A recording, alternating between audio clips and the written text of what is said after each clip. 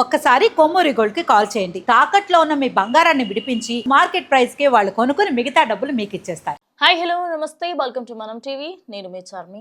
Social మీడియాలో జరిగే అదేవిధంగా మీ ఫోన్స్కి వచ్చే స్కామ్స్ కాల్స్ నుంచి అదేవిధంగా మెసేజ్ నుంచి దూరంగా ఉండండి. మీ బ్యాంకు ఖాతాలు ఖాళీ ఇవ్వకుండా మిమ్మల్ని మీరు రక్షించుకోండి.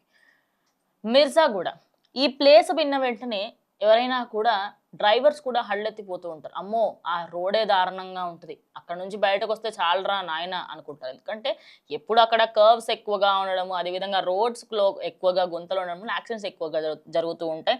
అయితే ఈరోజు పొద్దున తెల్లవారుజామున ఒక యాక్సిడెంట్ జరిగింది. ఆ యాక్సిడెంట్లో నలుగురు అక్కడికక్కడే స్పాట్ డెడ్ అయిపోయారు. అదేవిధంగా ఇంకొక అమ్మాయికి సంబంధించి ప్రజెంట్ దగ్గరలో ఉన్న గచ్చిబౌలి దగ్గర హాస్పిటల్లో అయితే ట్రీట్మెంట్ పొందుతుంది. వీళ్ళందరూ కూడా అందరూ కాలేజ్ స్టూడెంట్సే. వీళ్ళకి సంబంధించి మిర్జాగూడ వైపు దగ్గర ఒక టర్నింగ్ దగ్గర ఇది యాక్సిడెంట్ అయింది. ఇది యాక్సిడెంట్ అవ్వడానికి గల మెయిన్ రీజన్ ఏంటి అని అక్కడ పోలీస్ అధికారులు వచ్చి తనిఖీలు చేసినప్పుడు ఖచ్చితంగా ఓవర్ స్పీడింగ్ వల్లనే అయింది అని చెప్పేసి కూడా తెలిసి వస్తుంది. అండ్ ఆ కార్కి సంబంధించి వాళ్ళందరూ కూడా వాళ్ళకి సంబంధించి అందరూ స్టూడెంట్స్. వాళ్ళ పేర్లు అదేవిధంగా వాళ్ళకి సంబంధించిన డీటెయిల్స్ చెప్పే ప్రయత్నం చేస్తాను. సుమిత్, శ్రీ నిఖిల్, బాలమూరి రోహిత్ అండ్ దేవల సూర్యతేజ వీళ్ళు నలుగురు అక్కడికక్కడే చనిపోవడం జరిగింది. అందులో ముగ్గురు స్టూడెంట్స్ అనమాట, బీబీఎస్ స్టూడెంట్స్, బిజినెస్ స్కూల్లో బీబీఎస్ స్టూడెంట్స్ అనమాట. వాళ్ళు సూర్య, సుమిత్, నిఖిల్ వీళ్ళు ముగ్గురు బీబీఎస్ స్టూడెంట్స్. అయితే ఇంకొక ఆయన రోహిత్ అనే అబ్బాయి ఎవరైతే ఉన్నారో Mahatma Gandhi international institute of టెక్నాలజీలో ఆయన స్టూడెంట్గా ఇంజనీరింగ్ చేస్తూ ఉన్నారు. వీళ్ళందరూ కూడా ముందు నుంచే ఫ్రెండ్స్.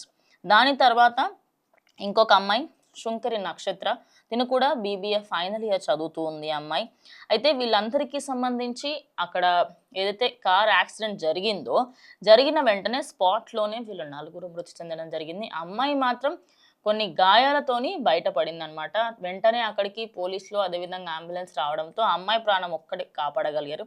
అయితే అక్కడ మోకిలా దగ్గర ఉన్న ఇన్స్పెక్టర్ వీరబాబు ఏం చెప్తున్నారంటే ఈ గ్రూప్ అంతా కూడా మోకిలా నుంచి నార్సింగ్కి వెళ్తున్న క్రమంలో నార్సింగ్ దగ్గర అయింది ఈ యాక్సిడెంట్. అయితే దీనికి సంబంధించి మెయిన్ కాజ్ అయితే ఓవర్ స్పీడింగే.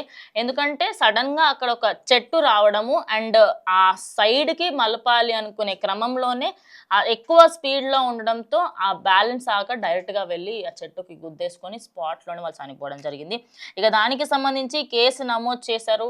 అండ్ ఆ కంట్రోల్ అవ్వలేదు కాబట్టి దానికి సంబంధించి ఆ ఏరియాలో మన సీసీటీవీ ఫుటేజ్ ఉంటే అసలు ఏమైంది ఏంటి, ఇంకా ఏమైనా అడ్డంగా ఏమైనా వచ్చినప్పుడు టర్నింగ్ తీసుకునే ప్రయత్నంలో అలా చేశారా, లేకపోతే మరి ఏం జరిగింది ఏంటనేది కంప్లీట్ ఇన్వెస్టిగేషన్ కూడా చేసే ప్రయత్నం చేస్తున్నారు.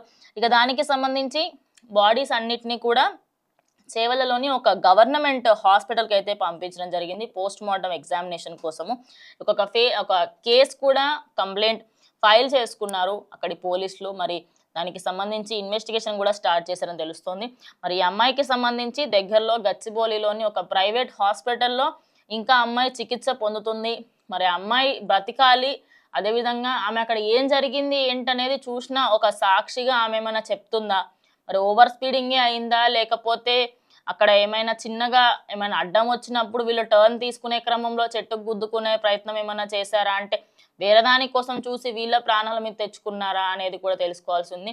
ఇంకోటి ఏంటంటే వీళ్ళందరూ ముందు నుంచి కూడా స్నేహితులుగా ఉండడము, వీళ్ళందరూ ఒక మంచి ట్రిప్గా అలా వెళ్ళారంట.